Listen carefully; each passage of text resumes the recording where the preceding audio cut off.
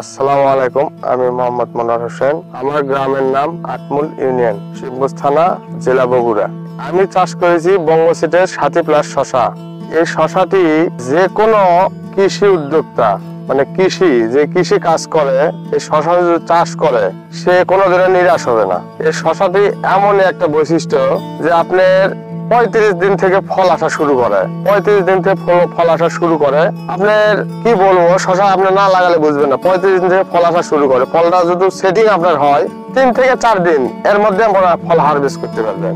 এই ফলটা তো এই গাছে ফল আপনারা নিজের চোখে দেখেন, এমন কোনো গিরা নাই আর এমন কোনো শাখা নাই যে ফল বাদ আছে। একটা গিরাতে 2টা পর্যন্ত ফল আছে।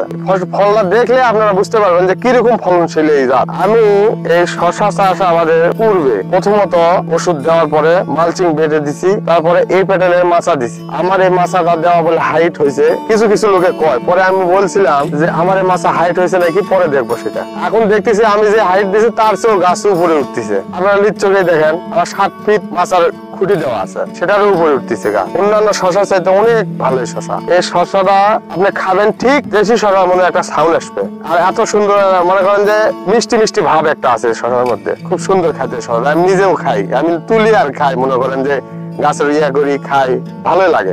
মোটা একটা সাউন্ড আছে দেশি শশার মতো। হাইব্রিড শশা কেউ বলতে পারবে না যেটা হাইব্রিড। বাজার দরের এখন ভাই, বাজার তো বিভিন্ন দিন বিভিন্ন রকম যায়। এখন বাজার দর কি হবে জানি না, সামনে রমজান আছে।